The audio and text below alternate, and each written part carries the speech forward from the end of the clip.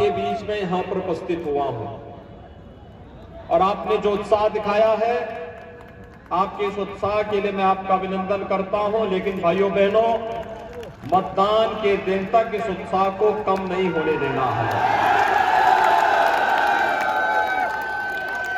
Bharatiya Janata party भाइयों बहनों बिना भेदभाव के प्रधानमंत्री मोदी जी के सबका साथ सबके विकास के मंत्र को अंगीकार करते हुए बिना भेदभाव के गांवों के विकास के लिए, किसानों की खुशहाली के लिए, गरीबों के उत्थान के लिए, नौजवान के रोजगार के लिए, बेटी और बहनों की सुरक्षा के लिए और शासन की योजनाओं को बिना भेदभाव के समाज के प्रत्येक तबके के तक पहुंचाने के लिए पूरी प्रतिबद्धता के साथ, पूरी ईमानदारी के साथ कार्य कर रही है। भाइयों बहनों, सरकार की मंशा उसकी नीतियों में और उसकी नियत में बहुत स्पष्ट हो जाती है। उत्तर प्रदेश में आज के दिन पर कोई ऐसा दल नहीं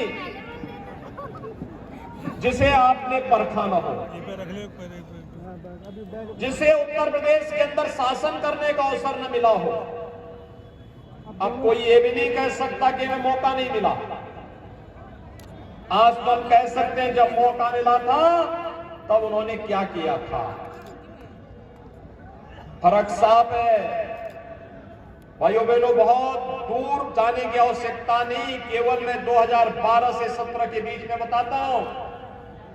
याद करिए, सबसे पहली बात तो मैं कोरोना कालखंड के दौरान आता हूं। भाइयों बहनों, पूरी दुनिया कोरोना से पस्त है। लाखों लोग इस महामारी की चपेट में आए हैं और इस महामारी के कारण तमाम लोगों को अपने को खोना, अपनों से अपनों को खोना पड़ा। भारत के अंदर कोरोना प्रबंधन प्रधानमंत्री मोदी जी के नेतृत्व में जितना अच्छा चला, जीवन भी जीविका को बचाने का जो कार्य हुआ है वह अभूतपूर्व हुआ है। हमारी संवेदना उन लोगों के प्रति है जिन्होंने अपनों को खोया है। लेकिन भाइयों बहनों, कोरोना में फ्री में टेस्ट, फ्री में उपचार, फ्री में वैक्सीन और सबको वैक्सीन। आप में से कितने लोगों ने वैक्सीन ले लिया है? अभिनंदन आपका, बहुत बहुत अभिनंदन। एक देश की कोरोना के खिलाफ लड़ाई है जिन लोगों ने वैक्सीन ली है और वे देश को विजयी बनाना चाहते हैं। लेकिन भाइयों बहनों, जिन लोगों ने वैक्सीन के बारे में दुष्प्रचार किया उनका क्या होगा? वे लोग मानवता के साथ खिलवाड़ कर रहे थे, आपके जीवन के साथ खिलवाड़ कर रहे थे। अब मैं आपसे कहूंगा, क्या उनको मुंह तोड़ जवाब देंगे अपने वोट की चोट से? आज बताने की आवश्यकता है कि हमारे जीवन के साथ खिलवाड़ करने वाले लोग कभी हमारे हित चिंतक नहीं हो सकते, और जो हमारा हित चिंतक नहीं हो सकता तो फिर वोट को अपने सहयोगी को, अपने समर्थक को और अपने शुभचिंतक को दिया जाता है, विरोधी को नहीं दिया जाता है। और भाइयों बहनों, आपने देखा होगा वैक्सीन फ्री। अब तक की जितनी महामारी थी, इन सभी महामारियों में एक बात देखने को मिली भाइयों बहनों, बीमारी से जितनी मौतें होती थी उससे कई गुना मौतें भूख से होती थी। लेकिन भारतीय जनता पार्टी की डबल इंजन की सरकार ने भाइयों बहनों फ्री में वैक्सीन दिया, तो फ्री में हर व्यक्ति को फ्री में 2 बार महीने में राशन की सुविधा भी दे दी है। राशन मिल रहा है कि नहीं मिल रहा है? 2 बार मिल रहा है कि नहीं मिल रहा है? मुझे एक बार बताइए, 2017 के पहले राशन मिलता था क्या?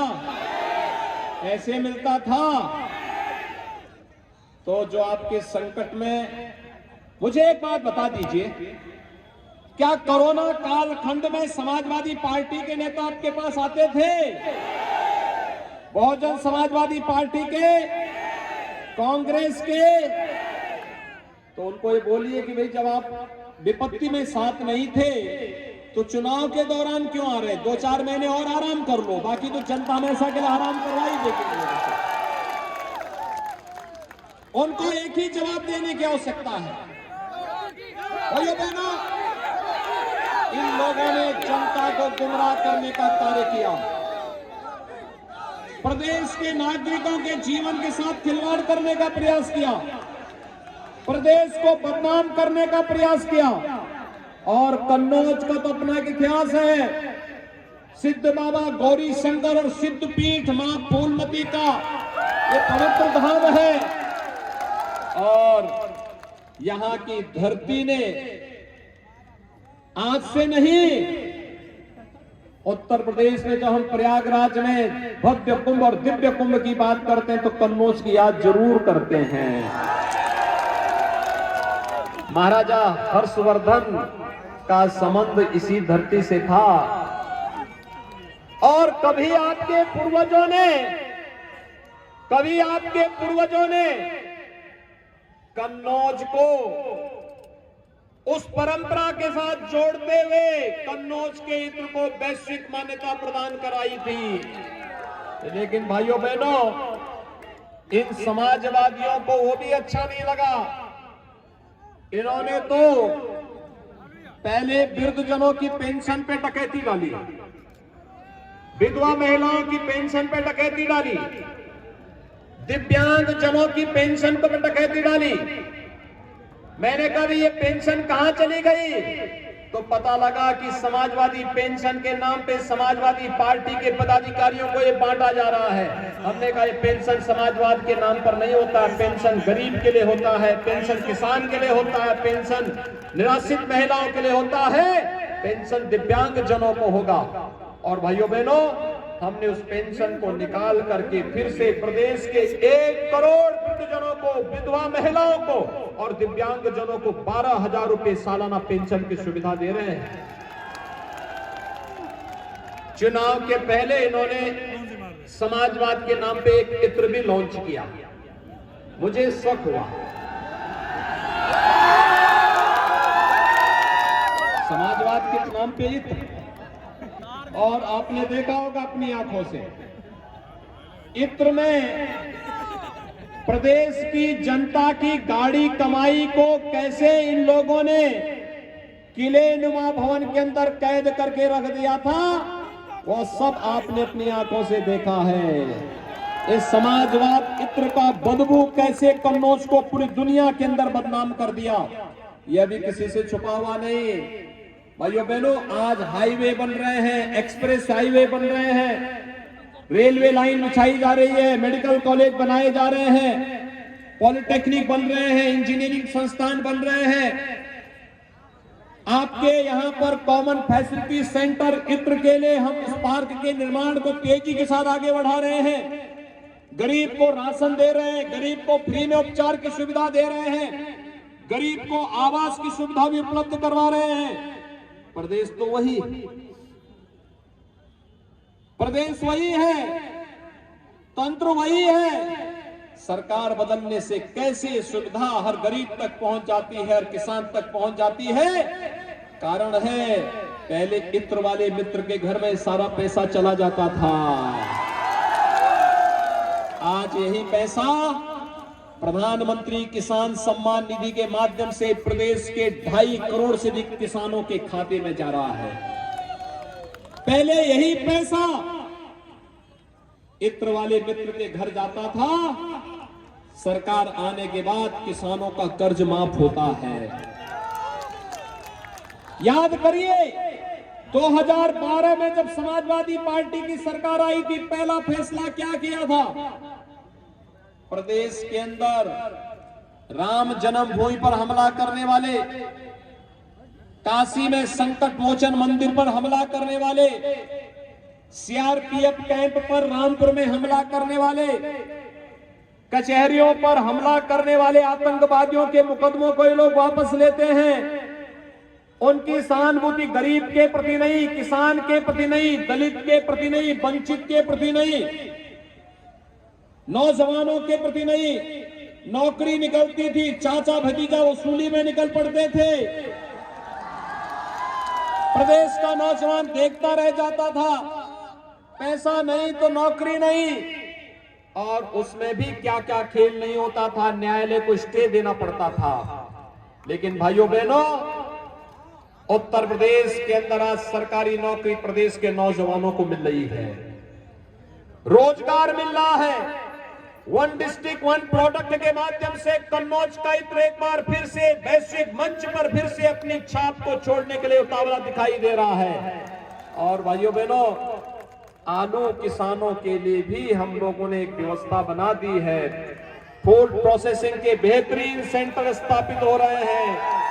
आलू का न्यूनतम समर्थन मूल्य घोषित होकर के किसी भी किसान को परेशान नहीं होना पड़ेगा। सरकार आज उस दिशा में कार्य कर रही है। इन समाजवादियों ने जो समाजवाद के नाम पर केवल परिवारवाद का नंग तांडव करते थे, 5 साल में 18,000 गरीबों को मकान नहीं दे पाए। लेकिन डबल इंजन की सरकार 43,50,000 गरीबों को एक एक मकान दे दी है, एक एक मकान दे दी है। 2,61,00,000 गरीबों के लिए एक शौचालय दे दिया है। और भाइयों बहनों, 9 करोड़ गरीबों को 5 लाख रुपए सालाना स्वास्थ्य बीमा का कवर भी दे रही है। और यही नहीं, 15 करोड़ लोगों को हर महीने 2 बार फ्री में राशन की सुविधा उपलब्ध करा रही है। भाइयों बहनों, ये है डबल इंजन की सरकार का लाभ। हमारे लिए सबका साथ, सबका विकास, सबका विश्वास और सबका प्रयास, ये हमारे जीवन का ध्येय है। लेकिन इन समाजवादियों के लिए सबका साथ और सिपाही परिवार का विकास ही मात्र है। ये इससे ऊपर जा ही नहीं सकते। और भाइयों बहनों, आपने देखा होगा पहले लोग 5 साल पहले क्या स्थिति थी, प्रदेश के अंदर बहन बेटियां सुरक्षित नहीं थी, व्यापारी सुरक्षित नहीं था, किसान खेत में जाने से डरता था। और भाइयों बहनों, थोड़ी छोटी बात को लेकर दंगे होते थे, कर्फ्यू लगता था, महीनों महीनों कारोबार बंद रहता था। आज आप देख रहे होंगे, कोरोना भी प्रदेश की रफ्तार को नहीं थाम रहा है। और हम लोगों ने कर्फ्यू तो हमेशा के लिए बंद कर दिया है। कर्फ्यू का क्या स्थान आज कांवड़ यात्रा ने ले लिया है। जो बमबाजी होती थी, अब बमबाजी नहीं होती है। अब तो हर हर बम बम का नारा लगाता हुआ कांवड़ यात्री निकलता है, शिव भक्ति में लीन होते हुए निकलता है। आज अव्यवस्था और अराजकता के लिए कोई जगह नहीं। और भाइयों बहनों, इसीलिए हम लोगों ने व्यवस्था की है अपराध और अपराधियों के प्रति 0 टॉलरेंस, कोई समझौता नहीं। एक हाथ में विकास की छड़ी होगी, दूसरे हाथ में बुलडोजर का लेबर भी एक साथ चलेगा, मजबूती के साथ चलेगा। और इसलिए अच्छे प्रत्याशी और अनुभवी प्रत्याशी दिए हैं आपको।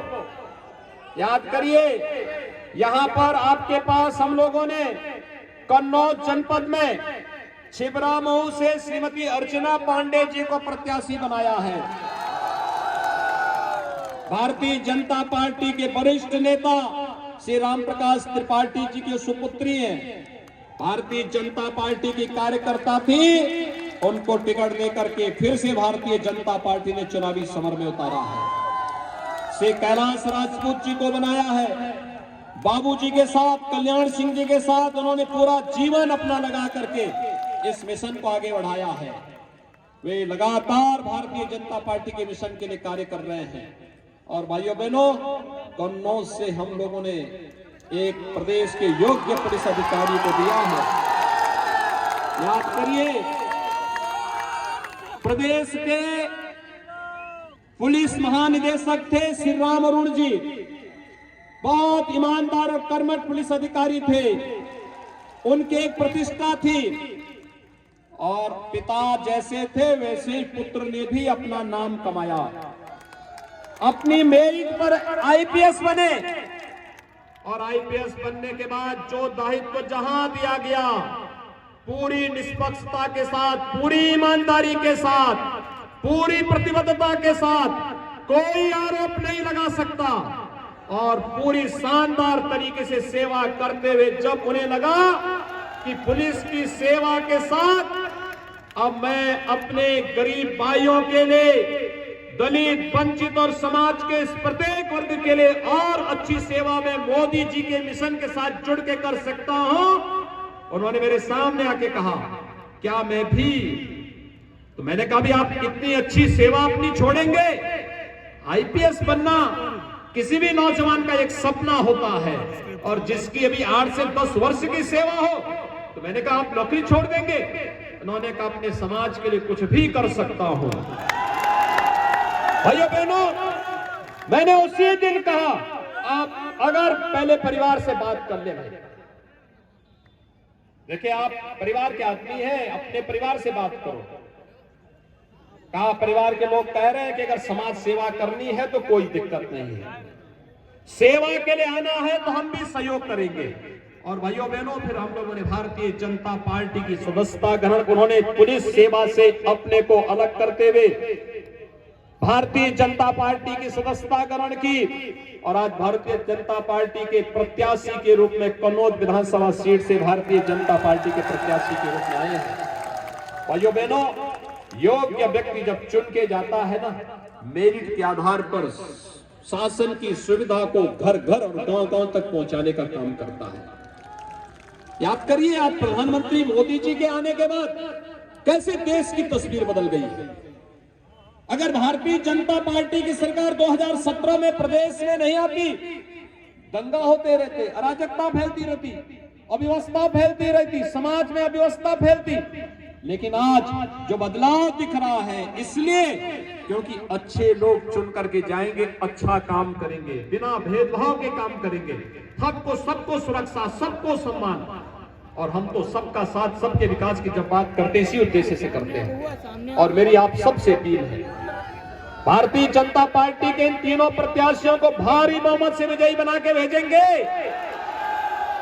लेकिन विजयी तब बनेंगे जब पहले चुनाव के दिन पहला काम मतदान का और फिर जलपान का, पहला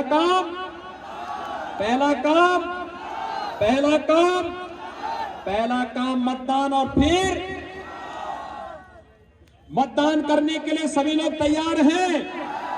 अपने मोहल्ले, अपने वार्ड, अपने गांव के प्रत्येक व्यक्ति को मतदान कराने के लिए और कमल चुनाव चिन्ह पर उनको मतदान कराने के लिए प्रेरित करेंगे। सभी लोग तैयार हैं? इधर भी सड़क के इस पार भी, इधर भी सभी लोग दोनों हाथ ला करके मेरे साथ बोलेंगे भारत माता की, भारत माता की, भारत माता की।